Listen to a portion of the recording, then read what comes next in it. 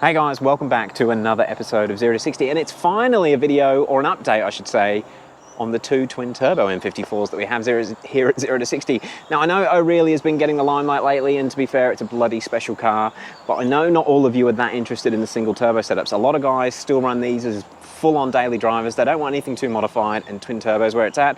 And I got to admit, when you've got some upgraded twins on an M54, they're a bloody fun package for a daily driver. My thing has just been faultless. I've ordered so many parts for this since I bought those wheels in, it was Christmas Day, 25th of December. And I've bought a load of suspension components to get those wheels on, but I've just been daily driving it. It's done about 2,000 Ks this year. It's been getting a lot of use, a lot of love. It's running on pump fuel, and it's still fast as hell on pump. I love it. In fact, I probably should do a full-on 0 to 60 of it on the pump flex. The flex fuel with the pump in it. That makes no sense. The flex fuel tune with the pump fuel in it, because it is down on power. It doesn't have the mid-range, but it's still a fast car as it sits. Coming back from Simply Tuning the other day, it was peeing down with rain. We had the pump fuel in it, did a 0 to 100 on the Dragon. It still did a 5.02 0 to 100 in the wet. I was pretty stoked with it. It's actually quite fun to drive at the lower power levels. I mean, it doesn't scare the shit out of you, but you can use it a lot more. Now, the E90, this is the newest edition out of these two. This has the Vargas turbos on it. It's got the Stage 2 Vargas turbos. Now, this was a bit of an unknown to us, and we got it roadworthy, put all that sort of stuff sorted out the other week, and we've been using it ever since. Everyone's been jumping in this. Well, not me, I use my car, but everyone else, like legit, everyone else that comes over and needs a car to go somewhere, jumps in this. We took it out to dinner the other night. It's been pretty damn good. We're actually really starting to fall for this car, but we will still probably have to sell it to try and fund O'Reilly. But we are going to get it running right. Now, something did happen the other day while it was at the shopping centre. Somebody was nice enough to reverse into it, which really sucks. It is what it is. She was a really nice lady about it, but one of those things, just something else we've got to get fixed. On the flip side, might be able to get the panel shop that fixes that to fix the rear quarter at the same time. Annoying, but it is what it is. Yeah, no new faults with this. It's doing everything it should. We've still got to fix a couple. I know the oil pan is leaking a little bit, so we've got to sort that out. I want to put a rocker cover on it, just mainly as preventative maintenance. I've got a few parts to boot we'll talk about later in the video, but moving back over to my Steve. So the reason this hasn't been on the channel, and it wasn't intentional, but I've had a load of things that I wanted to do with this car and document, but the parts simply haven't arrived. So instead of just doing regurgitated content, I guess, and acceleration tests and all that sort of stuff, I wanted to fit these new parts and go down that route. I still want to get this thing handling properly. So I want to get those big wide coil wheels on that I bought at Christmas. If you haven't seen that video, basically they're an M4 offset. So they're 10-inch on the rears with a 30 offset, and they're a 9-inch front with a 19 offset. And when I've got them on the car at the moment with my Gecko coilovers, they just stick out a little bit. The Geckos do not have adjustable camber on the fronts or the rears, but I've actually ordered a set of BC, I can't remember, I think they're the BC DS. Basically they have the digressive valves, but they are a made to order shock, and they are the main thing I'm waiting on. It's been 6 weeks since I ordered them, I think, and they still haven't turned up. I actually got a message from BC Australia yesterday, so hopefully we'll have them next week, fingers crossed. But as soon as I got the BCs, I'll do a video on fitting the BCs. I want to compare the BCs to the Gecko, even though they're not the bottom of the range BCs. We'll do a bit of a comparison, see how they drive differently, because these BC DS shocks are supposed to be the more comfortable out of the range for road use, but still handle well when you push a little bit. So it sort of makes sense for this particular car. But the other thing, I'll be able to wind some front end negative camber in and hopefully get a little bit closer to fitting those M4 wheels. Another few things I bought, I've got a full M3, actually, I've nearly got a full M3 front control arm kit for it. That's also going to give me, I think I read somewhere, half or 0.8 of a degree of negative camber as well. So when it's all got all the other bits of suspension on it, she's going to be a nice little stance boy, which I'm kind of looking forward to. The diff braces that Shane is making are finally finished their design phase, and they're now into production. He has got one there for me that I can go down and grab, but I've told him it's been such a crazy year, and now that we've got O'Reilly, I'll just wait till the production ones are done. I'll just have a production one. I'm in no mad rush with that, although it will be nice when I get the diff brace, because I will still go and do my axle tests. I want to put the diff brace on with the stock axles and see if I can snap another axle. I know it sounds silly, but that's what I want to do. I want to see how much of a difference these diff braces make. I have also got the subframe reinforcement kit for this. I will fit that when I do the diff brace.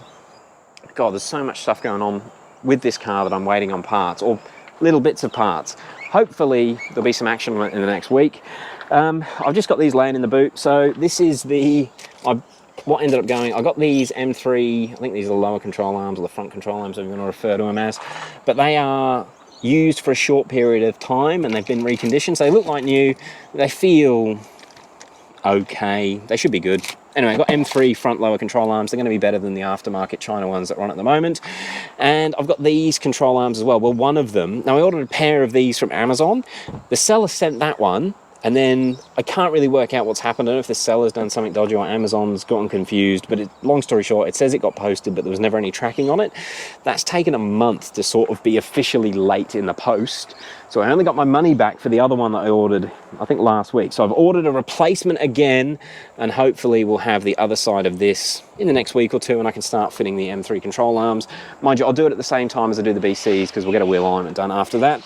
Now, I have also got the stud kits. These are actually available on 0to60.com now. They are a 73mm long stud with the black wheel nuts. A lot of people told me to get rid of the bolts in the wheels. I was never that fussed because I never intended on swapping wheels around that much. But when I've got the Koyas on this car, I want to be able to swap between the Koyas and these being the street rims. I really like the look of these, even though they're China reps, but they look kind of cool. And I've got my PS4Ss on them, which is probably going to be better for daily driving than the tires I put on the Koyas. And I am planning to put some sticky rubber on the Koyas, a full semi-slick, not something that's good for mileage at all. I just want the stickiest rubber I can on the Koyas and try and break some China turbo records with this car. And yes, I will be taking it down the drag strip. I really want to run a 10-second quarter. There's a lot of things planned with this car. It's not lost any of its love. In fact, I know it hasn't been on the channel as much, but I'm probably loving it more and more because I'm actually just driving it and not worrying about making videos with it. It's just my little baby now. I love it. I love it. It's not going anywhere. I love it. The other thing I've got is a red starter button, which I'm going to fit up to it just to change it. I wasn't hugely keen on a red starter button, but as soon as we fitted that one to O'Reilly, I'm just like, yep, I'm getting rid of my boring plain one. Might take that McDonald's cup out of it as well. Whoops. But yeah, she's all going good. I've also got an Alcantara steering wheel that I might put on it as well. I've got a lot of stuff for it, but I'm waiting on some key components before I can start making videos on this particular car again. The E90, I think I mentioned at the start, but we've done a lot of miles in this car now. It seems pretty legit. I know the sump is still weeping oil a little bit, but we're going to get that addressed. We have got already here, in fact I should have done it this week, but things haven't gone to plan. I have got a sump gasket. I'm going to do the rocker cover on it just while I've got it in the shed and on the hoist and working on it. This rocker cover I don't believe is actually leaking, but it's just one of those things I want to get sorted because they can crack, you can't tell they're cracked, and it's also got new PCB and that sort of stuff. So just a bit of a freshen up for this with the rocker cover. We have also got the VTT inlets. Now these sound cool, and it should also help the turbos breathe a little bit better. This car's running stock inlets and outlets. I do have a spare outlet, which I'm going to try and get modified. So when we do all that work as well, we'll change it to a high float outlet, the high float inlets, and I think she's going to be pretty spicy. I need to do a transmission service on it as well, but we're going to wind up custom tune on it, and it's going to be rapid. In fact, I'm kind of in two minds with this car. So we are going to sell it. I think we have to sell it. We can't afford to keep everything as much as we'd like to. But what I'm thinking I might do with this, I'm going to upgrade the setup that I have with my port injection. I'm not going to tell you exactly what it is, but the rail is going to be coming off that. This might be in a month or two, but I might use the rail from this car on this one, and I'll use the AIC controller from O'Reilly on this car as well, and then we'll be able to run this car on port injection and really wind up those Vargas Stage 2 turbos. The Stage 2 turbos are, from what I can tell, what I've read online, not as big as a 17T. They're equivalent of like a 15 or a 16T turbo, but when you wind them up and you really max them out, they're still capable of 600 wheel American horsepower. And I kind of feel like this would be just a nice little sleeper that we can let, like Dave's girlfriend's been driving it a fair bit, we can let other people drive it, let our parents drive it, whatever. If friends need a car, they can use it, and it's just still a really, really quick car. I like the idea, and it just doesn't look quick at all. It looks like, mine looks like it might be quick, but that looks, may as well be a 323. I like it. Guys, that has been an update on these two things. I know O'Reilly is taking the limelight at the moment, and we just wanted you to know that we still love our twins. Cars, not babies. Anyway, guys, thank you very much for watching. Another quick 0 to 60 update. There is going to be heaps more content coming on these. We are in a rush to try and get O'Reilly ready for roll racing on Saturday. It's now Wednesday. O'Reilly mechanically is spot on. We just got to try and get some wheels and some grippy rubber on it as well.